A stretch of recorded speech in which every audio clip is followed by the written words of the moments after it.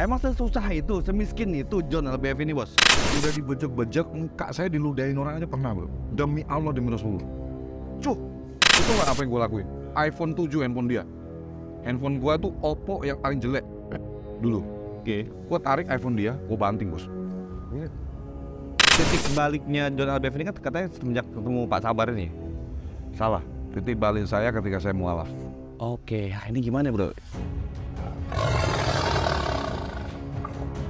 Ya, assalamualaikum warahmatullahi wabarakatuh. Teman-teman semua, balik lagi bersama gue Pastur Semi di Masjid Idealis. Nah, hari ini gue kebetulan beruntung lah bisa kehadiran seorang Bro John LBF. Gue yang beruntung lah, ini kan Ini susah lu ngundang dia. ini podcast apa ya? Podcast panas. Panas. Katanya panas kan? Iya, kita teman-teman aja sih. Iya ya. Tapi susah loh ngundang beliau, dia susah loh. Masa? Lu sibuk itu ya, bos? Alhamdulillah sekarang. Sekarang sibuk. Sibuk banget ya. Setiap hari punya jadwal. Sekarang Iya. jadi punya aspri, Iya. punya sekretaris Iya. yang ngatur jadwal lah setiap hari. Bro, ini pertanyaan mendasar buat gue, bro ya. Lu ini dikenal dengan sosok yang tadinya miskin, jadi kaya raya. Dan lu selalu bangga dengan dibilang OKB, orang kaya raya kan? Iya. Tapi masalahnya gue gak percaya lu miskin, bro, dulu. Lihat tuh tampang lu, ini miskin di mana? Emang bener. Kadang-kadang gini, bos, orang kalau udah sukses mau cerita apa aja bebas. Iya kan, misalnya Pak CT gitu ya, anak singkong gini-gini. Tapi kan beliau memang punya jaringannya juga luar biasa pada saat muda itu kan. Emang sesusah itu, semiskin itu John LBF ini, bos? Parah. Ya, bayangin aja, lu hitung aja 60.000 sehari sampai buat makan, kadang rokok kita sebat-sebat tuker ketengan gitu. Kenapa?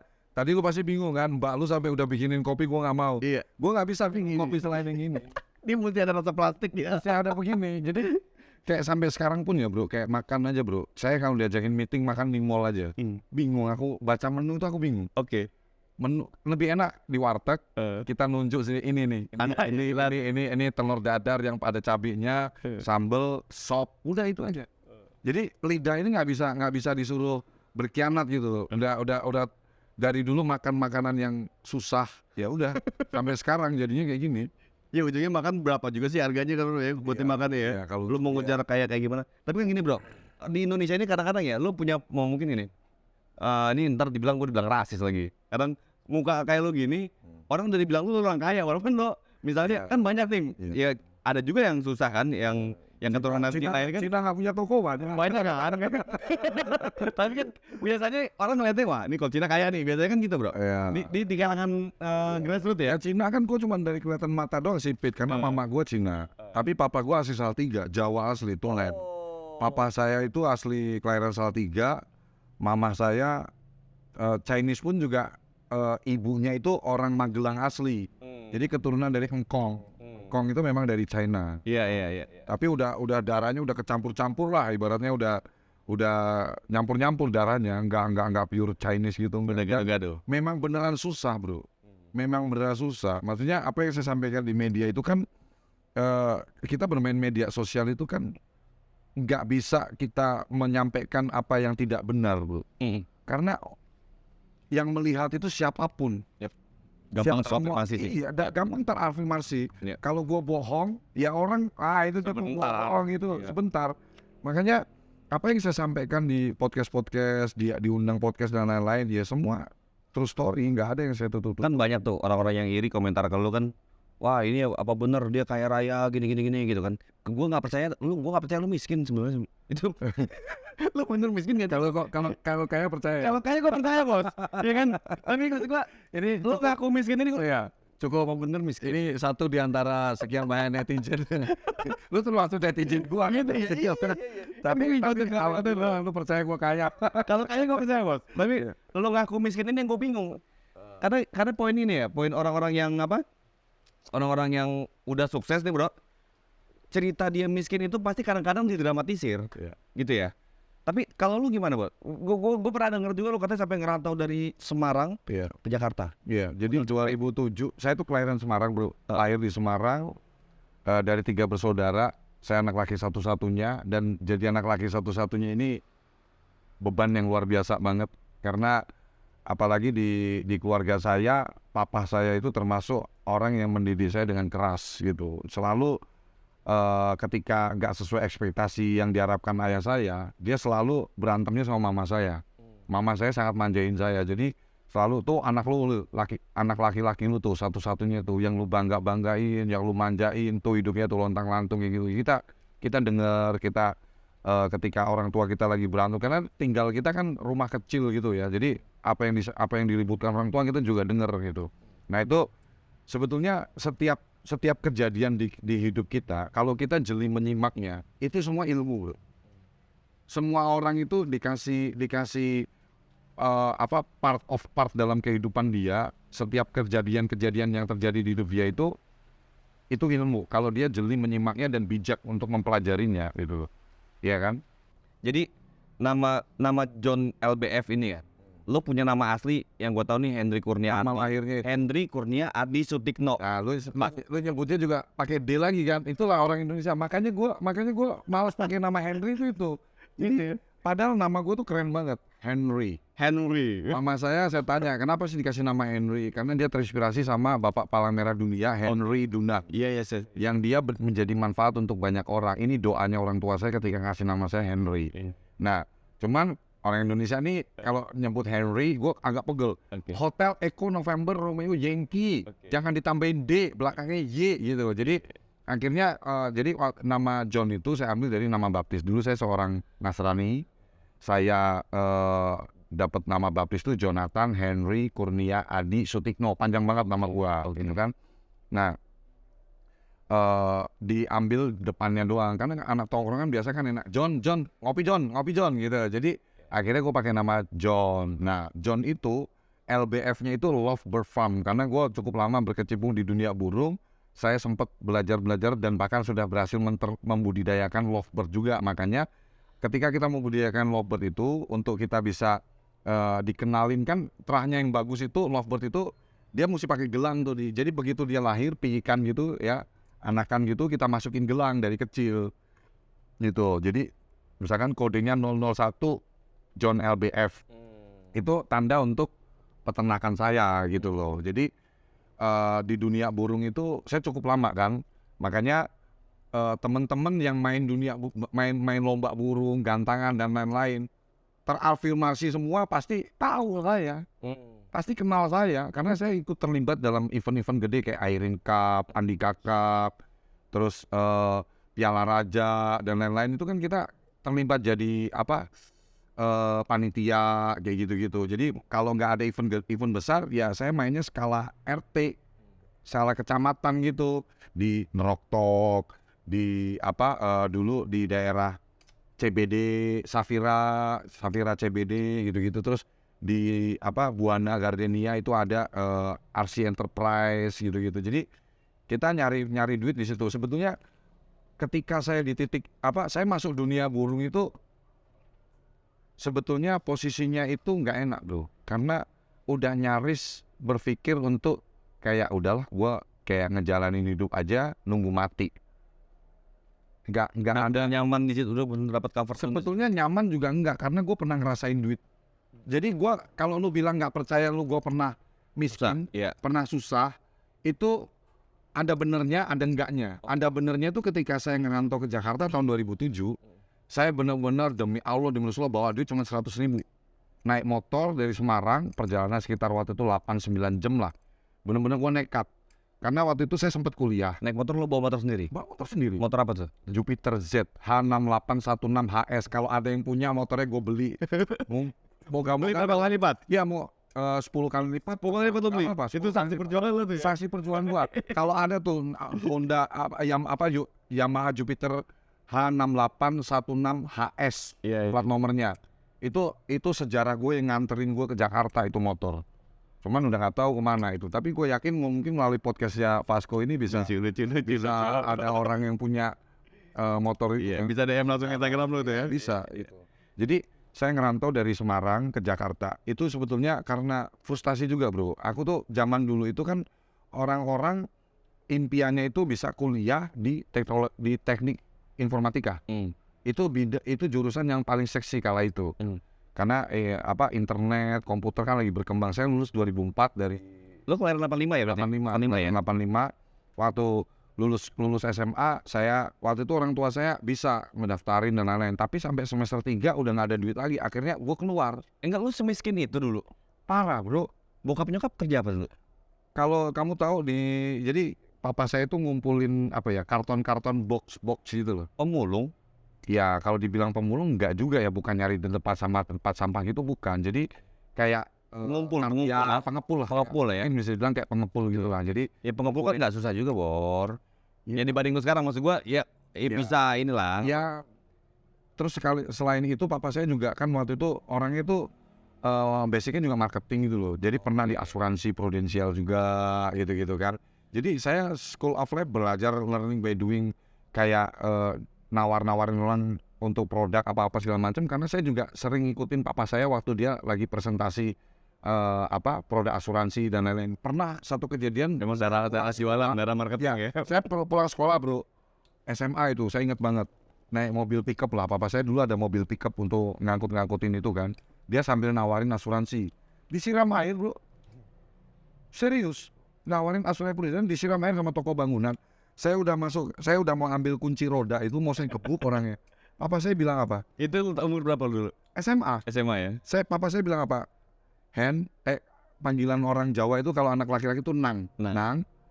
Papa ini kerjanya sales. Ditolak orang itu asik. Kalau diterima lebih asik. Ditolak itu bentuk kita udah mencoba. Bukti bahwa kita sudah mengerjakan itu, udah nawarin ke orang gitu.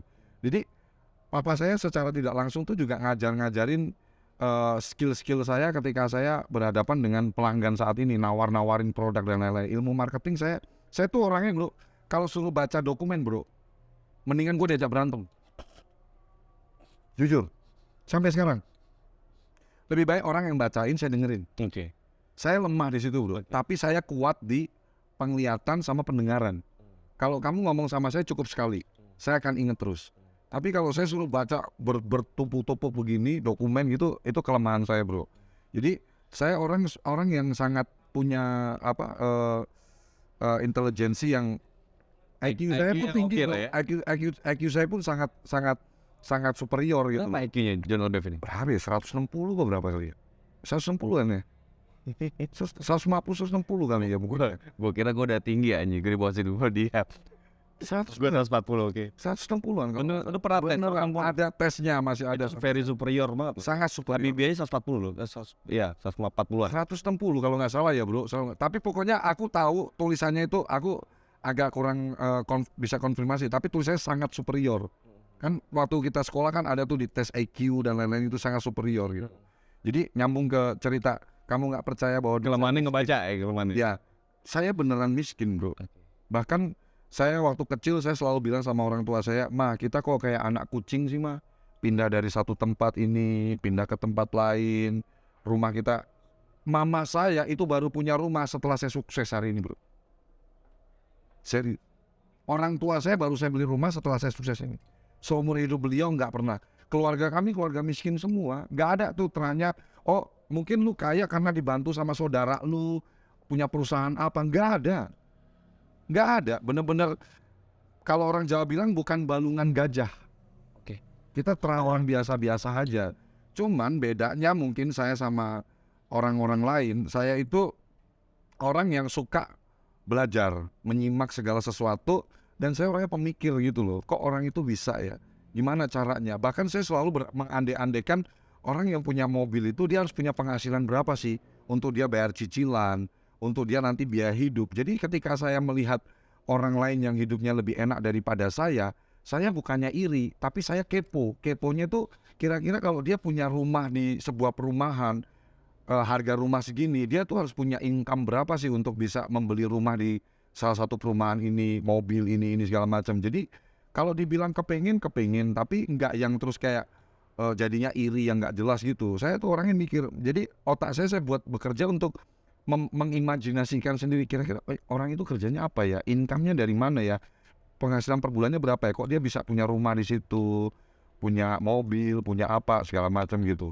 Nah singkat cerita, saya bukan drop out ya, saya nggak melanjutkan kuliah aja di Dianiswantoro Semarang sampai semester 3 Informatika. Jadi sempet ngerasain yang namanya kita ngerakit komputer, kan TI kan jurusan TI kan itu. Itu udah mulai belajar kalkulus tuh ya, kalkulus udah mulai belajar ya. C++. Zaman itu ada C++ Pascal gitu ya. Ya pas ini terus dia pakai sistemnya Linux dan lain-lain gitu kan. Nah di era waktu Yang open source. ya era saat itu bro, yang namanya teknik informatika itu jurusan yang seksi. Bahkan kalau lu ngedeketin cewek, ditanya kuliah lu apa, teknik informatika, cewek itu kayak lulu gitu. Impian kita saat itu sederhana, berharap pinter, kuliahnya bagus, bisa kerja bikin sistemnya di Jarum kayak di bikin sistem-sistem informasi untuk sistem kasir apa-apa di perusahaan-perusahaan besar. Sesimpel itu. Nah, cuman kembali lagi, kenapa sih di titik sekarang ini saya bisa ngomong yang namanya jangan ngatur Tuhan? Karena saya sudah menjalani di proses hidup saya, apa yang saya rencanakan, apa yang saya kayak seolah-olah tuh paksakan untuk terjadi di hidup saya, nggak ada satupun yang terjadi. Saya kepengen saya pengen kayak orang-orang bisa kuliah sampai S1, sampai sarjana dan lain-lain, nggak terlaksana. Ya kan? Saya kepengen ambil jurusan ini sampai nanti bisa kerja di perusahaan-perusahaan besar, nggak ada yang satupun yang terlaksana. Makanya ketika saya sampaikan sekarang ini jangan ngatur Tuhan, karena memang ada juga salah persepsi orang. Siapa sih yang bisa ngatur Tuhan? Faktanya kebanyakan orang hari ini mencoba ngatur Tuhan. Bukan mencoba lagi, sedang mengatur Tuhan. Sedang mengatur Tuhan. Saya berani debat untuk ini. Maksudnya saya berani memperdebatkan ini. Contoh ya bro, sederhana ya. Kita sholat 5 waktu, kita sholat duha, kita sholat tahajud, kita zikir dan lain-lain, ya kan? Tapi dalam kehidupan kita sehari-hari, habis kita sholat kita lupa lagi, dan hidup kita selalu khawatir. Besok nih anakku sekolah ini, bayar uang sekolah ini bagaimana? Saya besok harus bayar cicilan ini, besok rumah saya harus jatuh tempo, kontrakannya harus habis, nyari uang di mana lagi ya? Itu lo nggak usah pikirin. Karena setiap orang yang lahir di muka bumi ini, itu ada big plan-nya Sang Maha Kuasa, yaitu Allah Subhanahu Wa Taala. Allah Subhanahu Wa Taala sudah punya big plan, rencana besar. Gak mungkin bro, bahkan kayak tanaman, binatang bermacam-macam, semua itu sudah ada fungsi dan tugas. Kalau bahasa kerennya tupoksi, tugas pokok fungsinya masing-masing. Memang betul dalam kehidupan kita ini ada manusia-manusia yang digariskan atau direncanakan Tuhan atau Allah itu jadi mungkin dia mau kerja sekuat apapun ya hidupnya begitu-begitu aja. Miskin, maksudnya masuk golongan miskin. Ya itu sudah masuk dari big plan-nya Allah. Maksud saya kita sebagai manusia ini legowo gitu loh. Bahwa kita nggak punya control anything. Kita nggak punya kuasa apapun untuk mengatur hidup kita. Tugas kita sebagai manusia, saya selalu sampaikan, memperbanyak usaha aja. Memperbanyak usaha. Hari ini kita masih bisa bernafas, bangun di pagi hari, lakukan kegiatan kita layaknya manusia lain yang sedang memperjuangkan kehidupan yang lebih baik. Perbanyak usaha, perbanyak ikhtiar, dan jangan lupa rumusnya ikhtiar, tawakal. Kalau cuma ikhtiar doang, usaha, lu nggak yakin bahwa usaha lu itu akan membuahkan hasil, omong kosong. Percuma, mendingan lu nggak usah ngapa-ngapain. Berserah lah ya di situ ya. Iya, itu statement bro, saya setuju, berserah. Tapi kebanyakan orang mensalahartikan berserah itu jadi pasrah. Pasrah artinya apa? Malah ya. You do nothing, cuman berdoa tanpa usaha. Kepengin lihat orang sukses, kepengin nular. Omong kosong, nggak ada sukses nular. Saya belum pernah ketemu orang deketan sama orang sukses, tiba-tiba dia ketularan sukses. Ya nggak tiba-tiba juga. Dia dikasih kesempatan, tapi dia nggak bisa mengendalikan kesempatan itu. Dia nggak akan sustain, nggak akan lama suksesnya dia. Ini butuh konsistensi. Semua dalam hidup tuh butuh konsistensi, butuh ketekunan gitu. Itu power banget sih konsisten itu. Konsistensi ya. Apapun yang kita kerjakan harus konsistensi. Nah, makanya rumus itu ikhtiar, tawakal, dan jangan pernah ikut campur. Karena gini, tadi saya sempat singgung, saya mau mengelola bisnis dari awal, no forecast. Mungkin orang yang mau invest di perusahaan saya tanya, ini forecastnya berapa? Gue nggak ngerti. Jadi pengen dagang warung aja. Yang saya tahu ilmunya adalah kalau kita memperbanyak usaha, aktivitas kita banyak, toko udah kita buka, Allah pasti kirim pembeli dan pasti jualan. Tinggal bagaimana kita sebagai pelaku pemilik usaha, entah pemilik warung, entah pemilik toko dan lain-lain. Ketika Allah mempercayakan, mengamanahkan pembeli di tempat kita, kasih experience yang luar biasa, pengalaman yang luar biasa bertransaksi dengan kita. Dari situlah akan getok tular, akan C2C, akan customer to customer. Gak usah kita suruh dia promosi, dia akan promosi. Metode inilah juga yang saya terapkan untuk di employee saya, karyawan-karyawan saya. Saya nggak perlu semangatin mereka, kamu kerjain semangat dong. Hampir bisa dibilang saya nggak pernah suruh karyawan saya semangat. Boleh dikonfirmasi, Anda boleh datang langsung tanpa saya tanya langsung ke karyawan saya. Sehari-hari saya nggak pernah, semangat, jarang bisa dibilang pakai jari. Tapi saya menyentuh ke hati mereka. Bahwa kita mempekerjakan manusia, manusia kita pekerjakan. Kalau kita udah touch di hati mereka, nggak usah disuruh semangat, dia semangat. Dengan cara apa? Ya kita memanusiakan manusia. Hadir kita sebagai pemilik bisnis, sebagai pengusaha, jangan cuma taunya ngurusin, omset lu berapa, jualan lu mana, pekerjaan lu gimana. Sesekali tepuk pundak karyawan kita, bro gimana kabar orang tua lu? Sehat semuanya. Mungkin anak-anak muda, pacaran, kamu udah punya pacar belum? Gimana pacar kamu? Jangan baper-baperan sama pacar, ya gitu-gitu. Jadi ada sisi-sisi lain dalam dunia kerja yang kita itu harus masuk ke jalur relationship, pertemanan gitu loh. Jadi kayak saya ada orang-orang yang kontra dengan video saya yang viral sampai 58 juta. Bos yang udah ngomong kantor itu adalah family, itu adalah bos toksik. Ya itu mungkin karena lu nggak paham arti family yang sebenarnya. Yang namanya family, knowing each other, respect to others, saling menghormati antar sama lain, dan family itu garda terdepan ketika family yang lainnya diganggu orang. Ini filosofi yang saya bawa di perusahaan saya. Family selalu jadi orang yang pertama untuk ngebela kamu ketika kamu dalam masalah, bukan orang lain. Nah that's why saya membentuk culture kita. Faktanya yang video saya viral itu kan apa yang saya sampaikan masuk akal. Pagi kita bangun ke kantor, pulang jam 8, jam 9, ketemu orang tua kita 1 jam, 2 jam. Habis itu kita tidur, besok pagi kerja lagi. Bahkan Sabtu Minggu kadang jalan-jalan ke mall sama keluarga aja kita masih cek kerjaan. So waktumu lebih banyak sama keluarga apa sama kerjaan, gitu loh. That's why saya yang setuju ya silahkan coba diterapkan. Jadi sentuhannya adalah sentuhan family gitu loh. Kita menyentuh karyawan kita tuh heart to heart, dari hati ke hati. Jangan anggap dia kayak mesin produksi kita yang kita gencet abis-abisan untuk memperkaya diri kita. Saya tadi sebelum podcast ini dimulai saya ngomong sama bro, bahkan di titik sekarang ini saya udah bingung bro. Bukannya sombong ya, Apalagi yang gue cari? Apalagi sih yang mau gue cari? Makanya saya sampaikan lagi di podcastnya Vasco. Semoga Allah segera mempermudah. Saya kepingin bangun tempat ibadah tahun ini 2023, masjid, karena itu bisa digunakan banyak orang untuk syiar juga, untuk orang-orang bisa sholat berjamaah di bareng-bareng. Saya pengen mendirikan masjid. Karena apa? Rumah saya alhamdulillah udah punya. Orang-orang punya impian punya rumah yang ada kolam renangnya, John LBF udah punya. Pengen punya private karaoke, John LBF udah punya. Mobil sport orang punya, mobil sport saya punya. Orang kepengen katanya, lu belum kaya kalau belum punya Toyota Alphard, gue udah beli. Jadi udah semua saya punya gitu loh bro. Nah sekarang di titik sekarang ini saya tinggal bagaimana sih hidup saya ini bisa lebih menjadi manfaat untuk banyak orang gitu loh bro. Mungkin ini agak lompat jauh dari pembukaan opening bro tadi di awal ya. Tapi memang saya benar-benar real dari orang susah yang sudah banyak mengalami kegagalan-kegagalan. Hidup ini sudah menggencet saya bro.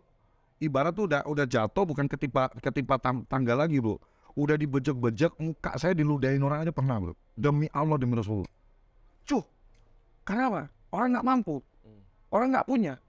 Kita udah terima-terima aja. Gue mau ngelawan dia, orang punya duit. Gue takut. Orang tua gue selalu ngasih tahu, jangan pernah cari masalah sama orang punya duit. Kita ini orang nggak punya. Papa saya itu selalu ngajarin saya itu ilmu-ilmu yang sifatnya itu filosofi-filosofi yang membuat saya itu mikir sendiri gitu loh. Saya selalu dikasih tahu dari kecil, kita ini orang nggak punya. Kamu anak laki satu-satunya. Keluar dari rumah nanti, cari kerjaan apa aja, jangan nipu, jangan nyuri, jangan nyakitin orang. Pasti bisa makan. Orang tua saya masih hidup, bisa dikonfirmasi. Masih sehat, alhamdulillah, papa saya kelahiran 59. Jadi kalau orang nggak percaya saya berangkat dari nol, dari susah, yaitu terserah mereka. Tapi yang ngalamin saya, bagaimana saya berproses bro. dari saya ngerantau dari Semarang ke Jakarta, nggak modal apa-apa, bawa duit 100.000 rupiah, sampai di Jakarta dulu di Pak Terus dari orang tua. mama saya, Oke, nyokap ngasih. nyokap Ini ya, saya suka Iya. uang segini. ya, nyampe di Pakubuwono, ada dulu pos polisi tuh, Oke. duit gua tinggal 7.000 rupiah, ketilang karena masuk jalur mobil, Yang 100.000 itu. iya, Tinggal 7.000. tinggal 7.000 perak, dibawa ke pos, duit gua 7.000, 5.000-nya diambil. Saya berpikir positif, mungkin Pak Polisi untuk efek jerah buat saya lah gitu ya. Karena gue dulu ngomongnya nggak kayak gini bro, medok. Aku maaf Pak, aku nggak ngerti Pak, nek wih dalan itu nggak boleh saya di situ. Oke. Aku dari Semarang Pak, logatku wis medok banget gitu loh. Orang Jawa asli, saya putra Semarang asli gitu loh. Jadi mau logat saya medok. Mungkin polisinya ngasih, kita berpikir positif aja, ngasih efek jerah, welcome to Jakarta gitu kan. Atau mungkin dia nggak percaya kan lu nggak punya duit kali kan. tapi ya sorry ya, jujur aja ya, gue memang agak punya pemandangan yang berbeda sih. Kalau polisi kalau di daerah tuh perutnya langsing-langsing, kalau Lebih ini gemuk-gemuk. Ini boleh dimasukin apa nggak dia? Nah kalau Yang itu yang lo lihat kan. Iya. Bebas aja dong kalau lu mau Iya. komentar. Itu gue ngeliat banyak di daerah yang kurus-kurus perutnya di sini tapi banyak. tahun 2000 Oh iya. 2007 Aman. 2007 lu gua ngecek tuh tahun 2007. Sekarang enggak. Polisi udah banyak lurus gitu ya. Berarti ya. Sekarang polisi sekarang juga perutnya tipis-tipis. Iya. Apa karena udah pakai tilang elektronik kali kan? Nggak tahu. Lu yang ngomong. Tapi itu memang bro, itu nyata di lapangan banyak. Namanya apa ya? Namanya pungutan pungli liar tuh di lapangan banyak banget. Iya. Dan polisi masyarakat tuh lebih takut sama apa namanya polisi dibanding lampu merahnya kan, dibanding bahayanya kan. Iya. Kalau ada polisi dia nggak berani ngelewat. Betul. Tapi kalau nggak ada kita nih lampu kuning aja nih, ngelihat nggak ada polisi, terabas lebih aja. kenceng. Yang harus hati-hati malah lebih kenceng ya. Iya, kalau udah dari jauh aja kayak nomornya udah mau deket aja, begitu ada polisi di situ dia udah ngerem jauh-jauh kan. Iya. Takut ketilang. Iya, dan gue ngerasain bener ya, ini tilang elektronik ini sekarang ngebantu banget sama orang-orang jadi lebih tertib sih. Jadi mata polisi kan lebih banyak di situ jadi. Iya. Lo lewatin lampu merah, lo nggak pakai seat belt, besok dikirim surat. Denda langsung kita bayar ke negara kan, bukan bayar ke personal. Betul. Ini poin plusnya lah kita tetap ya, bro ya. Nah dari situ kan kakak saya udah duluan di Jakarta bro. Jadi saya 3 bersaudara, kakak saya perempuan, nikah sama orang Padang, Bukit Tinggi, mualaf, Sama kita tuh berarti. ya. Namanya Imran Elias Sultan Sati. Tapi galah. Iya, Imran Tapi galah tuh. kakak ipar saya itu orang Padang, Bukit Tinggi. Nah, dia udah nikah dulu. Kakak saya udah di Jakarta duluan di Kesehatan Bintaro, sektor 2, ngontrak di situ. Nah, saya begitu nyampe Jakarta, saya numpang lah di situ. Oke. Nah, ceritanya di situ sebelah kan ada biliar tuh, Superindo. Nah, ke atas tuh ada tempat biliar. Saya hobi main biliar. Iya. Jadi saya setiap hari dikasih jajan. Tahun 2007 saya setiap hari dikasih jajan 5.000 Sama kakak ipar. sama kakak kandung saya. Kakak kandung. Kakak kandung saya yang perempuan. Dia kasih jajan saya 5.000. Saya masih nganggur tuh bro di Jakarta. Nah, saya Itu umur itu? Mungkin 2000 kuliah berarti umur 20-an, 23 itu. 21 tahun. Nah, saya karena kepengen banget kerja di Jakarta, saya buat beli koran uang itu. Oke. Jadi saya beli koran Kompas. Saya hari Sabtu itu pasti lowongan rame. Bahkan waktu itu saya lihat lowongan Auto 2000 itu yang terbesar bro. Jadi walk-in pokoknya sales eksekutif untuk Astra International TBK Auto 2000. Iya. Saya apply di situ bro. Saya apply. Prosesnya itu panjang dan melelahkan masuk Auto 2000 untuk seorang sales.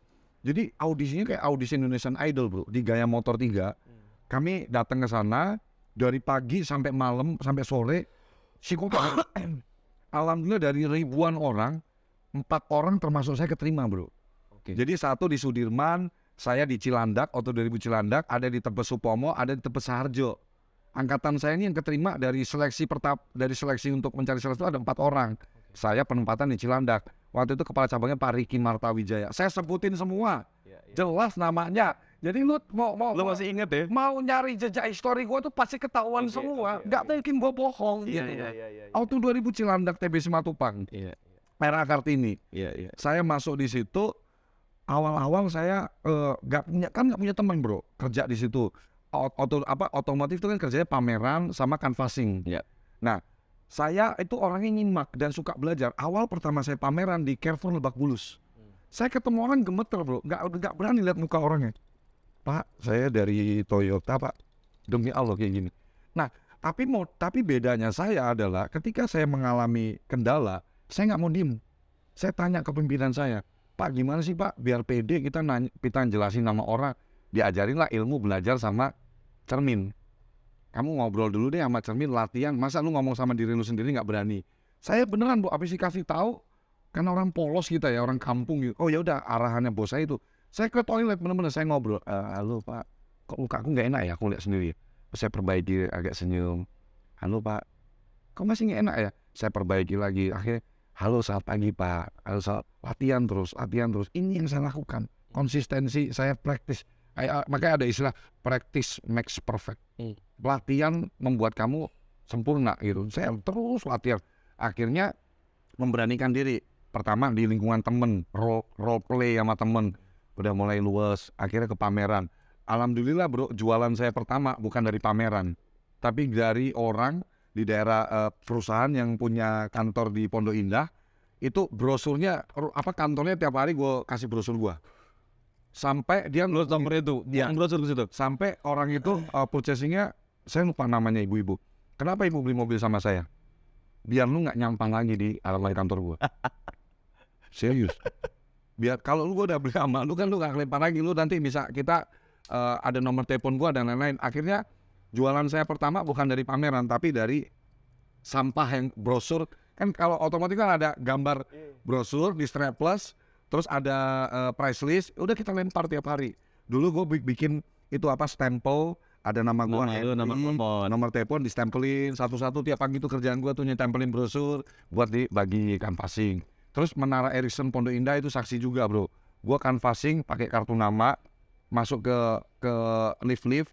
Halo Bapak Ibu, saya Henry dari Auto 2000. Mohon disimpan kartu nama saya. Saya orangnya out of the book gitu bro. Saya ketemu orang nggak nawarin mobil, saya nawarin bantuan. Jadi itu pun yang ngajarin pimpinan saya dulu. Kamu kalau ketemu orang kasih tawarin bantuan supaya kartu namamu disimpan. Saya mikir bantuan apa ya? Oke, Bapak Ibu kalau punya mobil, kalau butuh servis, hubungin Henry ya. Nanti Henry bantu booking servis. Jadi gua nggak nawarin bantuan. Nggak nawarin mobil. Kalau dari zaman dulu sampai sekarang itu akan menolak ketika di kayak prospek gitu ya. Ya kayak bang beli dong. Jadi sekolah kehidupan saya di marketing itu, saya menyimak setiap kejadian hidup saya itu benar-benar saya yang menjadikan diri saya sekarang saya bisa bisa berani mengklaim diri saya adalah ahli strategi pemasaran sekarang. Karena kenapa? Parameter saya adalah saya berhasil ngebawa perusahaan dari karyawan 3 orang sekarang 160 orang lebih dengan 7 lini bidang usaha yang berbeda. Ini saya bilang orang lain ada yang lebih hebat lah daripada saya, di atas lagi masih lebih. Tapi untuk parameter saya tergolong sudah cukup sukses untuk di kehidupan saya. Karyawannya AFF dulu 3 orang. Nah singkat cerita di Auto 2000 itu udah nyaman bro. Udah nyaman, comfort zone, kita jualan banyak, ya kan? Salah jalan. Kepengen kaya instan, main judi lah saya, IBC Bet, SBO Bet bro. Itu judi online, judi online. Oke. Kau tau gak bro, main judi online tuh bro, kita kayak nggak punya dunia bro. Sambil ngecas handphone bro, ngecek ke. Jadi semua liga kita masukin bro, Liga Latvia, Liga Georgia, Liga India, semua hafal saya, klub bola. Jadi pergerakan kursnya pun saya amatin terus, tiap refresh lagi, cek lagi. Jadi bola jalan kita masuk lagi duit. Jadi sempat menang karena kita emosi, pagi-pagi kita cek malah minus. Jadi uang kita dapat dari kerja halal, dihabisinnya di judi. Sampai klimaksnya di tahun 2011 bulan Mei, pas ulang tahun saya itu, saya terpaksa harus dipecat dari Auto 2000 karena saya lapping. Auto 2000 sangat tidak menolerir yang namanya kasus megang uang klien gak disetor. 5 juta bro, saya pakai buat main judi. Garda Auto, asuransi, orang bayar ke asuransi Garda Auto, saya pakai buat main judi. Jadi akhirnya kepala cabang saya Pak Yudianto waktu itu suka nggak suka, ikhlas nggak ikhlas, harus melepas saya untuk harus keluar dari Auto 2000. Disitulah saya mulai hancur hidup saya. Saya kerja di satu perusahaan A sebentar doang, keingetnya Auto 2000 terus. Gue di Auto 2000 nyari duit gampang banget. Kok di sini kok nggak kayak gitu ya? Pindah lagi perusahaan lain. Akhirnya saya di titik yang jenuh. Perusahaan apa aja tuh? Yang terakhir Ya ada properti, ada sales juga. plastik, ya pabrik plastik di daerah Tangerang, ya pernah kerja jualan plastik juga. Nah, sampai di titik yang sekitar kalau nggak salah 2012-2013 saya berpikir udahlah gue nunggu mati aja. Saya nunggu mati aja. Semua orang pasti mati. Ya kan, saya mau ngejalanin hidup saya ngalir aja kayak kotoran di sungai aja udah. Ya, nggak ada dreams, nggak ada ini. Gue pikir hidup saya udah done, udah selesai. Saya udah kayak ibarat gitu loh. Banyak kesalahan-kesalahan konyol yang sebetulnya gue tuh udah punya kesempatan dalam hidup. Tapi gue yang sia-siain sendiri. Dan sekarang hari ini pun saya melihat sendiri, Bu. Setiap manusia di dunia ini itu selalu punya kesempatan. Cuman nggak banyak orang yang jeli melihat kesempatan itu dan memanfaatkan kesempatan dengan baik. Jadi kalau dibilang hidup gue susah banget nih sampai saat ini, mungkin lu sama kayak gue dulu. Lu udah punya kesempatan, tapi lu melakukan kesalahan-kesalahan konyol sehingga kesempatan lu hilang. Ini bicara momentum lagi ya. Momentum, life is all about momentum, ya kan? Nah terus saya akhirnya masuk ke dunia burung itu lah, bro. Masuk ke dunia burung, Nganggur. Nggak ada kerjaan. nggak punya kerjaan sama sekali. Nggak kerja di perusahaan mana, nganggur, benar-benar nganggur. Awalnya dari punya duit 200.000. Itu tahun berapa tuh? Tahun 2012-2013 lah. Oke. Saya beli burung kenari satu, terus mulai main Facebook, ya kan, bikin Facebook John LBF. Di situ saya lihat komunitas-komunitas gitu. Akhirnya ini apa sih kok rame-rame lomba burung? Akhirnya memberanikan diri, gendong, pakai tali rafia gitu kan, kandang kita gendong ke gantangan, namanya lomba burung namanya gantangan. Di situ saya ngelihat, wah asik juga ya, seru juga ya. Mereka ini kayak punya dunia sendiri. Dan saya lihat di situ orang-orang di komunitas lomba burung ini gak ada yang arogan. Mereka melebur jadi satu dengan julukan kicomania. Oke. Mau kaya mau miskin. Mau kaya mau miskin, pakai sendal jepit. Padahal ternyata burungnya harga 200 juta murainya. Harga 300 juta, bayar tiket 5 juta. Tapi penampilannya biasa-biasa karena kan akar rumput gitu loh. Di tempat terbuka lomba burung, hujanan bareng, dadu bareng, begitu di pedok namanya. Tenda-tenda di pinggir lomba burung itu. Di situ ngopinya ngopi begini, ya kan. Rokok asing juga nih nongkrong. Bro, gue nggak bawa rokok bagi. Sep. Racun kok di tahan gitu kan. Mau sep aja gitu. Jadi disitulah saya tenggelam, bro. Tenggelam dalam kenyamanan, kayak ketemu keluarga baru.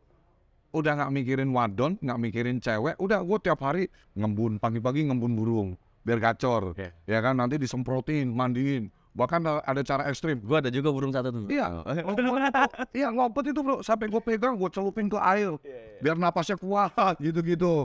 Ya kan, terus bikin ramuan, pakai jahe, kunyit, digodok, dimasak, terus ditetesin ke paruhnya, biar dia durasinya panjang, ngekeknya panjang. Udah expert lah lo akhirnya di burung aja. Explore benar-benar. Pokoknya udah nggak mikirin cewek, nggak mikirin apa-apa, udah fokus saya di burung. Terus saya berpikir aku butuh uang tiket, mama aku nggak punya uang, aku nggak kerja. Akhirnya saya kerja lah di lomba burung itu, mengutin bendera, ngerakit piala, jadi panitia gitu. MC, Bali Bu A segera masuk ke gantangan ya. Nanti selesai menggantang, silakan keluar dari garis, keluar dari pagar, jangan berisik supaya juri fokus menilai burung-burung kita. Nenangin orang. Di situ pun saya akhirnya jadi punya Psikologi masa ya. Jadi saya ini tipikal orang yang suka menyimak, Pembelajar lah ya. Lu tuh pembelajar yang learning by baik. doing. Iya. Learning by doing, dan sekolah yang paling efektif untuk kita belajar adalah sekolah kehidupan. Bukan textbook. Bukan, ya sorry ya, dengan saya bukannya mengesampingkan pendidikan di universitas atau di mana. Faktanya lu belajar attitude apa? Di lapangan. Kamu belajar adab di mana? Bukan teori, bukan di kelas, di lapangan. Bagaimana kamu harus menghormati orang lain dulu. Jangan pernah berharap karena orang lain tidak punya kewajiban untuk menghormati kamu duluan. Gak ada, bos. Sejarahnya wajib ya, lu harus menghormatin gua. Mau lu sekaya apapun, kamu orang lain tidak punya kewajiban untuk menghormati kamu duluan. Tapi kamu punya kewajiban untuk menghormati orang lain duluan. Itu rumusnya. Dan kita belajar itu dari lapangan, bos. Gak ada di sekolahan kita bahkan gak sedikit kan kita lihat sekarang ini kan, anak-anak sekarang ini sama guru aja gak hormat. Ada guru malah disorakin, malah dibully, apa segala macam. Lu coba masuk ke lapangan, masuk ke dunia nyata, the real life. disitulah kalau lu nggak hormat sama orang, habis lu, ya. Sanksinya adalah sanksi sosial, Ya. gitu loh. Nah di situ saya banyak belajar bro ilmu-ilmu kehidupan, sekolah bener-bener. Karena faktanya ilmu lapangan itulah yang mengantarkan saya di titik bagaimana kita meredam orang yang lagi marah karena burungnya nggak dinilai dengan baik. Akhirnya dia sampai banting kursi. Kita harus bang sabar ya bang, gini-gini segala macam, menenangkan orang, riuh orang segitu banyak yang antusias dan lain-lain. Nah singkat cerita 2019 saya di titik yang jenuh bro. Jenuh ditambah ada masalah di kehidupan saya, mama saya ini sakit. 2019 ya, zaman 2019. pilpres nih berarti ya? Hah? Pas pilpres kemarin nih. Pokoknya kalau nggak salah bulan Juni Juli itu mama saya sakit. Saya ini orang yang bisa dibilang gue lebih baik nggak bahagia tapi orang tua bahagia. Apalagi ibu, karena saya tahu banget ibu saya ini dari kecil susah bro. Abu gosok itu bungkusin abu gosok, keluarganya keluarga susah gitu kan. Jadi dan di titik itu ketika mama saya sakit, kayak ATM aja nggak punya saya bro, duit aja nggak punya karena gue ninggalin dosa besar waktu di tahun 2000, kasus kartu kredit blacklist semua bank. Di tahun 2000 itu saya, kan kita jadi karyawan Astra dapat kartu kredit Permata. Oke. Dari situ beranak semua bank gue daftar semua kartu kredit. Jadi gue udah punya masuk dunia beruntung gue nggak punya rekening. Minus lah ya. Ya nggak punya rekening, nggak tahu lah itu Ya disebutnya kartu minus kredit sama lo udah blacklist semua berarti Nggak kan punya nggak rekening. kebayar emang lo. ya minus berarti kan karena gue punya utang ratusan juta di situ. Baru gue tutup 2021 kok setelah gua jadi pemilik. Kalau sekarang prioritas. Di semua bank saya prioritas, pasar prioritas. Kalau waktu saya tutup itu benar-benar saya nggak punya, maksudnya nggak punya uang, nggak punya ATM bro. Nah waktu mama saya sakit itu kayak kita ini dalam hidup kita selalu ada hitam putih. Ada yang nyalanya. Jadi otak kita, pikiran kita ini tarung sendiri bro. Lu digedein orang tua lu, jadi ya begini tuh, lihat tuh orang tua lu mau mati, mau sakit aja lu nggak bisa apa-apa kan, gini-gini. Ada bisikan lagi, ya udah doa buat orang tua dan lain-lain gitu. Sampai akhirnya gue tuh kayak yang merenung gitu kan. Iya, gue bener juga ya. Gue ini anak laki satu-satunya, kebanggaan keluarga, di mana setiap keluarga yang punya anak laki-laki, dia berharap anak laki-lakinya ini jadi orang yang bisa mengangkat derajat keluarganya. Di situ gue nangis, gue kecewa, gue ngerasa ya bener sih umur gue udah 33-34 tahun waktu itu kan. Tapi kok hidup gue kayak gini lontang-lantung, pasangan gak ada dan lain-lain gitu kan. Akhirnya Pasangan pun lagi nggak ada sih. gak ada. Terus akhirnya gini, saya sadar betul gini bro. Mungkin bro Vasco juga setuju dengan pendapat saya. Orang yang paling mengenal diri kita bukan orang tua kita, bukan pasangan yang tidur setiap hari sama kita, tapi diri kita sendiri. Ya. Kita yang paling tahu diri kita sendiri itu siapa, maunya gimana, nyamannya bagaimana. Trigger saya ini orang yang mudah dimotivasi. Kalau gue punya orang yang gue sayangin dan dia sayang sama gue. Jadi di titik itu kayak setengahnya kayak agak selon sih, dablek, nggak tahu diri. Udah nggak kerja, lontang-lantung, mamanya sakit aja nggak bisa ini, tapi nyari kenalan cewek. Entah itu nyebutnya apa, manusia nggak tahu diri apa gue juga nggak tahu. Tapi alhamdulillahnya bro, karena gue nggak mau ikut campur sama Allah, ditemuin cewek udah cantik, janda, kan? Cantik. Ada buntut nggak? Hah? Ada buntut. Ada anak. ada satu. Oke. Udah cantik, janda, dia mau nerima gue apa adanya bro. Dia mau nerima gue apa adanya. Hari pertama sih agak Itu lo masih miskin tuh ya? miskin banget lah. Oke. Tapi pas hari itu saya nggak miskin banget. Oke. Karena di malam sebelumnya itu lagi ada event besar. Kalau nggak salah Andika Cup atau Airin Cup di Samsat BSD. Saya dapat duit 1 juta bro. Karena pergi kerja itu event nasional. 1 juta tuh nggak miskin banget lah ya. Hari itu enggak bro. Oke. Hari itu gue ngerasa kaya. Nah duit itu gue pakai buat karaoke Oke. di Happy Papi Bintaro. Oke. Wheelnya panjang. Oh masih happy papi lah bukan? Ya 750.000. Sisa sekitar 200 ribuan lah. Besok paginya Dapat duit 1 juta, lo habisin 75%. ya karena kita lagi ini jangan nanya gitu ke gua. Lu kalau lagi sama cewek yang lu sayangin, lu pasti akan lakukan semuanya untuk pencitraan lu bagus di depan dia kan. Pesen makanan lah. Ini habis duit gue nih. Gua pusing. Besok pagi. Abis itu gua pusing besok paginya. Cing, duit gua tinggal 200 nih. Ini gua sayang sama nih orang, suka nih gua. Gua kalau udah punya keinginan harus capai bro. Besok paginya gua bawa McD beli di Geraha Bintaro. Oke. Gue beli McD, dia ada anak kan, gue modusin lagi, gue beli McD. Datang ke situ, duit tinggal 100 ribuan. Gue dari pagi kan datang pagi-pagi, gak kerja kan, jadi gue nongkrong di situ nonton Indosiar, gue nemenin dia nonton Indosiar, sinetron gitu lah. Akhirnya gue memberanikan diri, Ki, namanya Kiki bini gue kan, Ki, saya suka sama kamu. Langsung lo tembak di situ. Ya, saya suka sama kamu. Cuma gara-gara lu menang bayarin di karaoke doang, habis itu lu samperin ke rumahnya. Gue gak mau rugi, gue udah ngeluarin 150 ribu, masa gue gak dapet gitu. Lu mempertaruhkan 75% harta lo kan. Jongnya udah modal 750 ribu, bisa grepe-grepe dikit.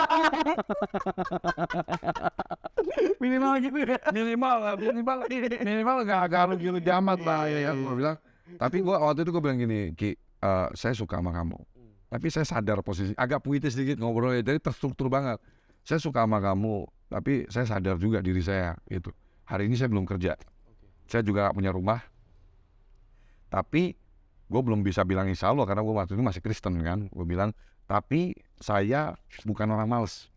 Saya memang orang yang lagi berkomitmen untuk memperbaiki diri saya. Saya dulu pernah kerja di Toyota, saya punya skill, saya bisa menjual, saya sales terbaik dan lain-lain gitu ya. Kalau kamu kasih kesempatan ke saya akan janji akan jadikan kamu ratu di kehidupan saya. Gue bilang gitu dong ke istri saya. Saya jaminannya adalah saya bukan orang malas. Apapun akan saya kerjakan, apapun akan saya lakukan supaya saya bisa bikin kamu bahagia. Dan tuh cewek percaya lagi sama lu kan? Enggak juga, jawabannya apa? Jalanin aja dulu ya, anjing nggak begitu kan? Cewek begitu rata-rata. Lu cewek kan selalu gitu. Ketika dia belum pasti 100%, jawabannya pun juga gampang kan. Kita digantung gitu tuh. Lebih baik ambil tali sekalian, lu gantung sekalian. Tapi dia jawabnya gini, ya udah kita jalanin aja gitu kan. Ya udah dia kasih lampu hijau gitu. Gue modelnya double bro, dari pagi sampai malam bro. Sama kayak di situ. Terus sekarang kerjaan juga nggak ada. Tapi begitu dia bilang jalanin, gue mulai bikin CV bro. Oke. Akhirnya gue kerja di salah satu perusahaan marketplace namanya Osfas. Gue sebut aja sekalian gitu kan. Di Size Center. Perusahaan ini bergerak di bidang penyewaan kantor virtual tapi broker. Oke.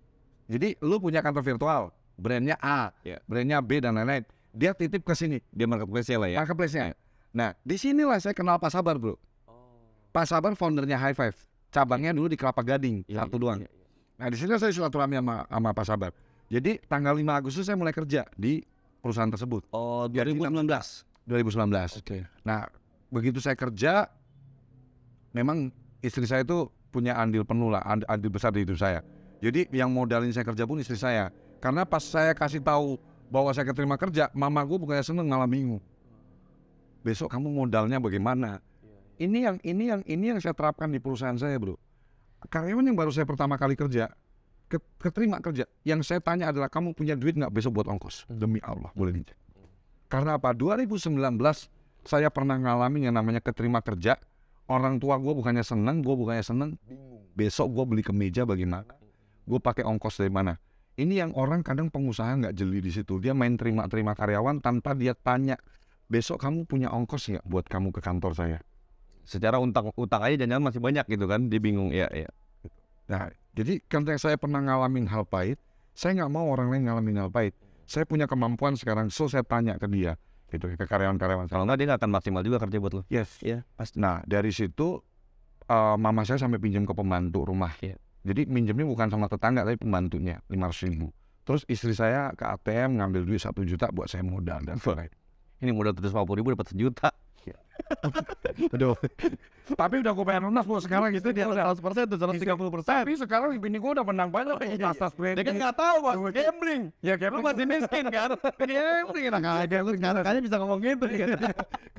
Iya benar sih. Kalau dulu sih dia gambling sih. Ini 1 juta dia modal 750.000 pipa api gitu deh kan. Tapi gini juga sih bro. Maksudnya ini buat tips teman-teman yang lagi mau nyari pasangan dan lain-lain ya. Wanita tuh butuh kepastian bro. Jadi kalau lu ngedeketin wanita pun lu kasih apa ya? Harapan? Bukan harapan bro, kalau harapan itu nggak pasti. Kasih apa ya? Lu kan tadi jual harapan. Nah, gua akan begini. Yang kebetulannya kesampean. Bukan janji, bukan harapan, tapi kasih gini loh, kasih sesuatu statement yang make sense untuk dia. Oke. Kayak gua kan kasih tahu sesuatu statement yang make sense. Saya garansi kamu nggak akan kelaparan sama saya. Kan gue nggak bilang nggak, saya garansi kamu punya rumah mewah nanti. Iya. Saya garansinya apa? Kamu nggak akan kelaparan kalau hidup sama saya karena saya bukan orang males. Iya. Wanita Karena duit gue 200.000 aja gue bisa beli minum McD kan. Lu gak bakal makan tenang aja. Kalau perlu gak makan kan gitu kan. Maksudnya waktu itu gue nggak makan. Iya. Apa? Gue nggak makan tapi lu happy yang penting. Iya. Tapi keren juga pola investasi lu itu ya. 750.000 aja. Itu pola investasi. Walaupun target lo marginnya di wilayah lain kan. Ya kan itu. Tadi kan target lo. Nah, sekarang mau jadi kalau sampai gue bisnis kan kayak gitu. Investasi sekecil-kecilnya cuan sebanyak-banyaknya. Itu 100% lebih bos. Iya kan. Tapi akhirnya bini lo ngeliat lo kayak begitu. Gue gak yakin di awal bini lo udah percaya sama lo aja. Pasti kan dia ya udah ntar dulu. Dia mungkin juga udah banyak menghadapi laki-laki kan. Apalagi udah pengalaman kan. Yang suka banyak bos, pengusaha banyak bos. Tahu nggak? Jadi gue lagi ini tukang burung nyamperin dia kan. Jadi gua modelnya double bos. Lu masalahnya dari zaman susah gua nggak dokumentasiin sih. Kalau didokumentasi selalu banget itu. Jadi gua duduk nih bos ya di rumah dia, di kontrakan dia di Haji Rimpang Kunciran. Kenapa lu foto aja nggak pede gitu dulu? Nggak pede. Muka gua buluk banget kalau lihat yang pede. Ya, jadi gua nih gini bos. Ini cewek gua lagi deketin, gua lagi nongkrong di situ, katanya lu mau jalani, handphonenya bunyi terus bos. Oke, laki. Iya. Lagi jadi sebelah gua tapi telepon-teleponan gini. Lu tau gak apa yang gua lakuin? iPhone 7 handphone dia. Handphone gua tuh Oppo yang paling jelek dulu. Oke. Gua tarik iPhone dia, gua banting bos. Anjir. Apa hak lo buat banting ya? Allah. Kenal baru kan. Gara-gara ngasih HP papi lu bantingin phone dia. Jalan sekitar 7 harian lah bos. Oke. Nggak nyampe itu, pokoknya baru kenal lah. Gua ambil handphonenya. Belum pacaran ya? Ya dia bilang kan jalanin kan. Oke. Gua ambil handphonenya, gua banting, remuk. Itu grepe-grepe aja belum tuh ya? Belum. Oh belum. Remuk. Iya kan? SIM cardnya gua ambil, gua patah-patahin bro. Ganti handphone baru. Handphone dia gua banting, gua suruh beli handphone sendiri lagi, ganti handphone baru. Dan nggak tahu tololnya atau gobloknya bini gua nggak mutusin gua. Nggak mutusin gua. Itu cemburu kan? Itu cemburu loh. Cemburu saya dong. Ada gua di situ, ganti nomor lu semua karena gua komit sama lu. Lu kan janda. Iya. Gua mau nikahin lu, bukan mau cuman happy doang sama lu. Gua ini mau nata hidup, umur gua ada 34 tahun. Gua mau nata hidup. Di bawah lo umurnya? Masih di bawah lo atau di atas? Istri saya tuh seumuran sama saya, cuman beda bulan. Saya bulan Mei, istri saya bulan Juli. Tua bulan doang gua sama istri gua. Tapi nggak kelihatan. Orang bilang kayak istri gua kayak umur 22. Perawatannya mahal bos. Apalagi sekarang bos skincare ya kan. Stem cell itu risalnya 200 juta. Akhirnya dia mau malu di situ. Ya marah sih, kita berantem karena kan itu handphone dia beli sendiri, pakai uang dia, gua hancurin. iPhone pula zaman itu kan. Dia kerja apa dulu waktu itu? Jualan online kayak Online shop dan lain-lain gitu ya. Nah terus berantem lah kita, tapi ya gue orangnya dablek gitu loh bro, orangnya tuh emang dablek gitu, udah jelek, miskin, nggak punya apa-apa, tapi hidup lagi gitu kan. Dablek aja saya gitu. Berarti poinnya istri juga pada saat itu ekonomi juga belum stabil ya? Enggak lah bro, kita ngontrak So-so ya? sebulan 800.000 kok. Bisa dicek Jalan Haji Rimpang Kunciran nomor 60 kontrakan saya. Dia masih ingat semua loh nomor-nomornya. Nomor 60 RT-nya Pak Hasim. Yang sering bantuin gua di situ namanya Pak Delarno. Iya. Bisa dicek semuanya. 2019 saya masih di situ Dia tahu tuh susah-susahnya lo tau Dia gitu. tahu banget lah bro. Oke. Tahu banget. Kemarin saya suruh sopir saya ke pondok pesantren Kiai Haji Al Bukhari untuk saya mau kunjungan ke situ, yang mualafin saya.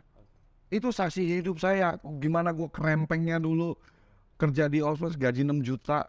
Kontrakan saya di Haji Rimpang Kunciran. Itu ngontrak aja bukan saya yang bayar karena istri saya udah ngontrak di situ 3 tahun. Oh, nebeng. Saya nebeng di situ gitu kan. Pengeretan bener. Tiap Motor 100.000 dapat kontrakan ya kan. Banyak untungnya. padahal gua nggak pakai apa-apa loh. Orang bilang lu pakai dukun ya. Najis gua. Gua orang saya harus konfirmasi di sini. Saya orang yang paling nggak percaya namanya dukun, klinik dan lain-lain. Bullshit semua. Nggak percaya saya. Saya tuh orang logik. Gini bro, akhirnya bini lu percaya sama lo, jalanin hidup sama lo gitu kan. Nah, yang titik baliknya John Albev ini kan katanya semenjak ketemu Pak Sabar ini. Salah. Titik balik saya ketika saya mualaf. Oke, ini gimana bro? Oktober 2000. Lu mualaf apa karena cuma main niat kawin doang tuh? Enggak juga. Karena saya tuh lahir di Ya nggak salah tuh kalau niat kawin nggak salah juga. Iya, tapi memang bukan itu orientasi. Kan belum tentu juga istri gua mau gua kawinin, bro. Oke. Kan saya mualaf dulu, baru sebulan kemudian saya nikah. Kan kita nggak bisa menjamin saat saya mualaf dia mau nikah sama saya. Betul dong, make sense dong. Beda loh dengan mungkin pas hari H saya langsung mualaf, syahadat karena mau nikah sama dia, itu beda. 1 bulan lebih sebelum saya menikahi istri saya mualaf duluan. Dia kayak Jil Bukhari di pondok pesantren di Roktok, Gang Kancil itu. Ya, kenapa saya memutuskan untuk mualaf? Karena saya pun juga udah lama nggak ke gereja. Udah puluhan tahun saya nggak di Jakarta pun saya udah nggak pernah ke gereja. Jadi kayak saya nggak punya arah dalam hidup saya. Tapi saya ingat betul zaman saya kecil, lahir saya besar di Demak, Sayung. Perbatasan Semarang sama Demak itu namanya Sayung, Pondok Tempata. Teman-teman saya dari kecil Muslim semua, bro. Jadi saya udah biasa yang namanya ngeliat orang tarawih, alhamdulillah, silaturahmi, ya kan, insya Allah, Bismillah dan lain-lain. Udah biasa pemandangan begitu ya. Dan satu yang membuat saya memutuskan saya berhijrah, karena ketaatan orang Islam sehari 5 kali ketemu Allah. Itu buat saya sesuatu yang mungkin orang Islam nggak terlalu concern di situ ya. Tapi buat saya ini orang sehari 5 kali loh diwajibkan ketemu penciptanya loh. Bukannya jadi beban orang lihatnya malah jadi ya? Enggak. Kalau saya lebih melihatnya begini, ini kan manusia ini kan nggak lepas dari namanya ujian, cobaan setiap hari. Oke. Ketika kita bertemu sama pencipta kita, berkomunikasi sama pencipta kita, pertama bisa menghindari kita dari berbuat dosa. Yang kedua, kita terus bisa, kalau jadi kayak agama Nasrani sama agama Islam ini sebetulnya mirip-mirip ajarannya. Kayak kita bisa setiap hari ya sebetulnya di agama lain pun juga lu mau ngomong sama Tuhan kapanpun, kayak di Nasrani nggak harus ke gereja juga, lu mau ngomong kapanpun berdoa dan lain-lain nggak apa. Cuman ada semacam aturan yang mewajibkan umat Muslim itu sholat 5 waktu gitu loh. Dalam sehari 5 kali dia beribadah sama Tuhannya. Itu pada saat lo masih Kristen ya? Lo ngeliat itu ya? Ya, itu poin yang pertama. Yang poin yang kedua, ajaran Islam hampir sebagian besar, bahkan semuanya itu rasional, logika. Lu kan belum tahu ajaran Islam nasional. Pada saat itu nih maksudnya. Dari kecil teman-teman gue Islam. Oke. Nah, pas saya habis mualaf, saya ngobrol-ngobrol kan dikasih wejangan-wejangan lah sama Kiai Jil Bukhari dan lain-lain. Henry, namamu sekarang udah Muhammad Henry Kurniadi, ya kan? Kamu udah resmi memeluk agama Islam hari ini. Perbanyak hablum minanas, hablum minallah. Saya tanya dong, hablum minanas itu apa? Hablum minallah itu apa? Hablum minanas itu hubunganmu dengan sesama. Perbanyak silaturahmi. Karena di silaturahmi itu membuka rezeki. Jadi sambil dia ngomong, saya sambil otak saya bekerja. Oh iya, kita ini, apalagi weakness point saya saat ini adalah saya nggak punya duit, orang miskin lah. Kalau saya memperbanyak pertemanan, ketemu orang baru, insya Allah ada opportunity terbuka di situ. Silaturahmi selalu betul membuka jalan rezeki. Yep. Bahasanya seperti itu, hadisnya seperti itu. Dan Allah akan datangkan rezeki dari segala arah. So, kalau kita sudah tahu hukumnya Allah akan mendatangkan rezeki dari segala arah, manusia harus memperbanyak arahnya, medianya untuk mendatangkan rezeki dari segala arah. Ilmu-ilmu ini saya terapkan di bisnis, bro. Dengan aktivitas saya buang promosi di nyebar promo di Facebook grup, saya sebar di LinkedIn, saya sebar di OLX, saya sebar di sini nge-DM, nge-broadcast DM ke Instagram orang. Ini bentuk nyata saya melakukan aktivitas dari segala arah. Harapannya tiba-tiba nanti ditelepon klien dari Facebook, aku nonton iklan kamu nih, nonton postingan kamu di Facebook, pendirian PT segitu ya. Ini yang saya terapkan di bisnis. Dari janjinya Allah akan yang membawa lu ke tempat lu bersyahadat itu? Enggak ada, saya sendiri. Lu datang sendiri? Saya ditemenin mertua saya. Kan saya tanya ke mertua waktu itu calon ya, saya bilang, Pak, saya pengen mualaf, saya pengen jadi Islam. Akhirnya dibawa ke Kiai Jil Bukhari itulah di pondok. Bahkan waktu mualaf aja saya nanya, Pak, itu lu masih miskin tuh? Ya banget, bro. Masih lah. Masih belum nikah saya. Saya belum nikah itu. Masih tinggal di rumah orang tua saya, istri saya ngontrak di situ. Nah, barulah di bulan November itu saya menikah tanggal 8 November. Habis nikah, bukannya enak, bro. Alhamdulillah gak lama istri saya hamil. Cepet. Ya, talkshare gue. Kan gue gempur terus. Ya kan? Dia gak ada kerjaan, nganggur bos. Ngapain lagi? Enggak lah, gak nganggur lah, gue udah kerja. Kerja. Iya, kerja di Orpas itu. Koreku mana tadi? Ya, kerja di Orpas itu kan, gaji 6 juta. 2020, jeng-jeng, Covid datang bos. Januari. Rame-ramenya di luar negeri udah Januari. Pas puncaknya awal Maret. tanggal 2 kalau nggak salah itu, 2 Maret 2020 COVID. Ada yang pasien Depok pertama yang terindikasi itu 2 orang. Rame itu berita tuh. Kita dikumpulin sama bos gua, orang India. Mr. Kunal namanya. Ya kan? Dikumpulin. Jadi ada beberapa divisi yang work from home. Tapi kalau marketing enggak. Terus gaji nggak bisa 100%. Karena semua bisnis lagi wait and see waktu itu, kala itu. Nah, oke, kita mau nggak mau kan namanya kita kerja sama orang ya ikutin lah, ya kan? Berapa waktu kemudian saya terima gaji dipotong, ada sekitar 200 ribuan lah, hampir 200 ribuan. Itu istri saya udah hamil. Kan? Saya orang yang vokal bro. Kalau ada yang nggak sesuai saya nanya, berani nanya gitu. Saya tanya ke finance, Pak Dwi namanya waktu itu. Pak Dwi, ini kenapa gaji gue dipotong? Sabtu Minggu gue kerja loh Pak. Jadi dia belum sempat jelasin, gue udah nyerocos. Sabtu Minggu, gue bawa istri gue lagi bunting ke Kingland Avenue apartemen. Saya dealkan apartemen di situ. Profitnya untuk perusahaan. Saya cuma terima berapa persen komisi, itu pun nunggu 30% dulu masuk uang. Jadi bidang usahanya nggak cuma kantor virtual, ruang kantor, perizinan PT, ada juga agent perantara perdagangan properti. Bahkan saya punya sertifikat R&D loh, disertifikatin sama kantor saya waktu itu, bayar 15 juta. Saya tuh tenaga ahli R&D, saya bisa bikin CUP 4 karena saya tenaga ahli. Saya lolos dulu, R&D itu susah loh dapat ya. Nah, saya kerja keras. Sabtu Minggu pun saya datang ke kantor. Cuman gara-gara gue nggak absen fingerprint, telat, nggak absen fingerprint, lu potong gaji gue. Bini gue lagi hamil. Hari ini duit 200 ribu tuh berharga banget buat saya, gitu kan. Nah dari situ dia lapor ke Pak Kunal. Singkat cerita, saya dipaksa dipecat waktu itu. Tanggal 26 Maret 2020. Di situ gue nangis bro. Gue telepon. Karena lo protes itu? Ya, karena orang India nggak suka bro karyawannya vokal, komplain dan lain-lain. Kita mungkin lo punya pengalaman atau teman-teman punya pengalaman kalau karyawan yang komplain, yang nuntut dan lain-lain. Bahkan saya ingat betul ya, kalau saya ngasih ide aja, sudah jalanin ide ini. Dia nggak suka karyawan, pokoknya lu karyawan, komando lah ya lu ikut komando aja lah gitu. Jadi saya tuh terkungkung, padahal banyak ide-ide yang saya bisa tuangkan. Nah, saya nangis, telepon istri saya bilang, ya udah Pak, cari kerja lain. Di situ semangat saya bangkit lagi karena istri gue nggak marah-marahin gue ketika gue dipecat. Terus gue telepon Pak Sabar karena gue udah kenal, telepon minta kerjaan. Cuman karena waktu itu HFF yang punya 5 orang, dia nggak bisa kasih keputusan. Saya perundingan dulu sama BOD lainnya Pak.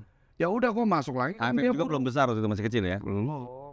Saya masuk lagi ke dunia burung, beli burung pleci, saya rawat, saya posting di WLX. Jadi learning by doing semuanya. Saya banyak waktu luang karena nganggur di rumah, saya belajar tentang AdSense. Saya belajar tentang Google Ads, bagaimana kita membuat website kita secara organik bisa masuk page 1. Itu gue punya ilmunya sekarang. Gue learning by doing gitu loh. Dengan kita menyusun artikel-artikel sehingga secara organik, secara konsisten kita algoritmanya saya pelajarin semua. Saya punya banyak waktu saat itu gitu loh bro. Saya belajar dari YouTube, saya belajar dari Google. Di era sekarang ini, lu nggak harus kuliah, lu nggak harus apa, lu tanya aja ke Google. Semua orang berlomba-lomba bikin konten edukasi untuk dia mendatangkan uang buat dia, dan kita sebagai audience bisa banyak belajar di era digital saat ini. Apapun bisa lu pelajari. Mau ngurus BPOM lu tanya aja di YouTube bisa kok. Mau ngurus apapun, mau bikin, bahkan mau ngerakit apa aja bisa kok semua di media semua, di teknologi sekarang ini. Saya learning by doing. Juni lah baru saya ditelepon bro sama Pak Sabar. Ini mungkin sudah saya ulang di beberapa podcast, tapi ada poin-poin penegasan yang saya kayaknya lebih feel free ngobrol sama lu di podcast lu ini kali itu. Jadi waktu itu di bulan Juni saya baru ditelepon, 15 Juni itu gue baru kerja bro. 15 Juni 2020 gue baru kerja, pas COVID pula. Karyawannya HFF 3 orang. Kebanyakan orang ketika dia masuk perusahaan kecil, dia mundur bro. Ini perusahaan apaan ya? Nanti gue bisa nggak masa depan gue bagaimana di situ? Tapi Allah memberi saya sudut pandang yang berbeda kala itu.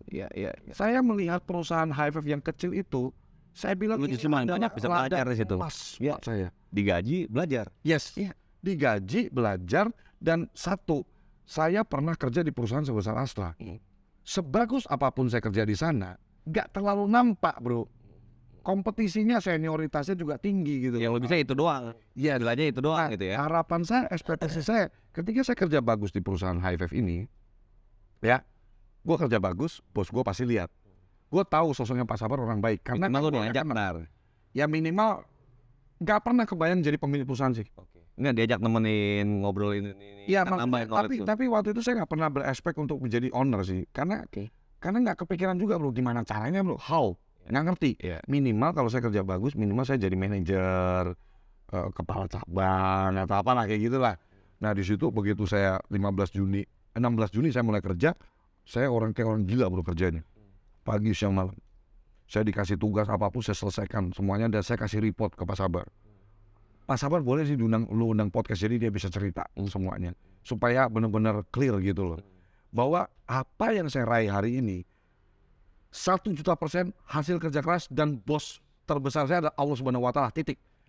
Siapa pengusaha yang seberani saya bilang PPATK cek rekening saya, Henry Kurniadi Sutikno cek rekening saya, ada nggak duit-duit misterius, duit-duit yang nggak bener, ada nggak donatur, gue nggak kenal siapa-siapa bro, siapa yang mau nitip duit sama gue. KPK silahkan cek rekening saya supaya orang nggak gagal paham, karena memang faktanya ini hasil kerja keras. Tolong jangan jegal langkah saya mau memotivasi merubah mindset masyarakat Indonesia ini yang berpuluh-puluh tahun dibatasin pola pikirnya bahwa sukses itu hanya hak anak orang kaya, sukses itu hanya hak orang yang berpendidikan tinggi. Saya buktinya saya nggak berpendidikan tinggi, saya bukan anak orang kaya, saya bisa sukses, saya bisa mempekerjakan ratusan orang. Itu poinnya, saya pengen sampaikan message ini ke generasi muda saat ini. Tapi jangan lupa bahwa you must pay the price. No free lunch, gak ada makan siang gratis. Kalau lu mau sukses ya lu bayar harga. Bayar harga apa? Kerja keras secara konsisten, fokus. Makanya gue kan ilmu sukses gue fatal. Fokus, attitude yang baik, tekun, antusias, dan lentur. Saya capek seharian, tapi gue ketemu lu masih antusias. Orang happy bicara dengan orang yang antusias. Siapapun, lu lagi ngejelasin apapun, kasih antusiasmu, kasih gairahmu, kasih semangatmu. Jadi itu membangun trust, membangun relationship sama orang juga. Kalau lu ngomong sama orang kelemat-kelemat, leto-letoy, orang juga nggak seneng ngobrol sama lu. Saya orang yang sangat antusias, mau secapek apapun badan saya, mau serumit apapun pikiran saya, karena kita nggak pernah bisa menghindar dari masalah. Setiap hari bangun tidur itu udah masalah. Itu. Nah, saya kerja keras betul-betul dan konsisten bro. Ilmu Islam yang saya pelajarin tadi, Allah akan datengin rezeki dari segala arah. Saya lakukan aktivitas dari segala arah. Kau percaya nggak? Saya broadcast di LinkedIn 500 konten setiap hari. Masih sekarang? Enggak lah. Sekarang gue tinggal bikin video 2.000 prospek masuk, 3.000 prospek masuk. Iya. Naikin video, like bentar, Lebih efektif kan? lebih efektif. Iya. Karena saya pegang kendali di media. Ya. Ya. Tapi orang bukan tiba-tiba mau beli akun, itu akun dari nol. Makanya engagementnya bagus. Ya miskin gimana mau beli bos? Duit dari mana? Gitu kan? Duit dari mana? Maksudnya saya pengen kasih tahu ke masyarakat. Karena gini bro, mungkin Bro Fasko juga kan di politik dan lain-lain. Pola pendidikan di negara kita ini, kalau saya bilang, semua diarahkannya untuk jadi employee bro. Ya. Dari TK, SD, SMP, SMA, nggak ada yang benar-benar real. Mungkin saat ini ada beberapa sekolahan dan itu pun harus mahal. Kalau semua metode pembelajarannya itu jadi kurikulumnya itu dibuat benar-benar orang itu kayak digiringnya jadi entrepreneur. Iya. Harusnya. Kalau Tapi kan nggak salah juga jadi pekerja kan, nggak salah dong. kalau saya bilang sih salah sih enggak. Jadi itu bukan salah atau benar ya. Ada orang bilang kalau semua jadi pengusaha siapa yang jadi karyawan, enggak gitu juga kali konsepnya. Ini rasio pengusaha kita masih jauh di bawah 4, jauh banget, masih di bawah 4% dari jumlah penduduk. Untuk jadi negara maju minimal 12%. Itu loh. Nah, hadirnya John LBF Pengusaha yang terdaftar ya. ya, tadi saya terdaftar. Yang nggak terdaftar mesti banyak juga. Yang ikut high five. Ya. Itu bro. Jadi Itu sampai ada dari Papua ya datang. semua bro, dari Manowari, dari Aceh, keren saya. Jadi apa yang saya sampaikan ini, saya ini pengen jadi ambil bagian kecil di negara kita ini untuk bisa jadi influencernya anak-anak muda, bahwa lu memulai sebuah usaha itu jangan terlalu fokus di modal. Bro, gini ya John. Jadi lo ini kan orang yang akhirnya merasakan manfaatnya popularitas. Pasti dong lo merasakan manfaat popularitas. Dengan popularitas, efektivitas bisnis lo lebih, percepatannya lebih kuat. Ya. Scale up bisnisnya lebih. Iya. Tapi banyak juga orang-orang yang yang bermain di wilayah flexing yang negatif ya. Orang yang tadi yang lo bilang, ada orang yang tempat buat nyuci duit, juga untuk seakan-akan pura-pura kaya juga buat orang minimal. Karena orang di Indonesia tuh gampang, orang mau dipercaya sama orang, lo kaya dulu aja. Kelihatan kaya aja. Kelihatan kaya. Lo lebih mudah dipercaya sama orang gitu. Gimana tanggapan lo soal itu? Nah, kalau pandangan saya mengenai aktivitas orang yang flexing berlebihan, bahkan dia ngaku-ngaku kaya untuk mendapat kepercayaan orang dan lain-lain, kalau gua sih satu kata sih, bangsat sih itu orang. Pokoknya gini deh, kalau ada yang ngiming-ngimingi investasi, naruh duit segini, dapat segini, omong kosong semua itu. Kejadian David itu ya? Iya. Kalau kejadian di keluarga gua amit-amit jambung bayi ini, gua lebih baik gua masuk penjara. Gua bunuh dulu orang itu. Serius. Gue dengar-dengar mulai tertarik sama dunia politik sekarang ya. Iya. Kenapa?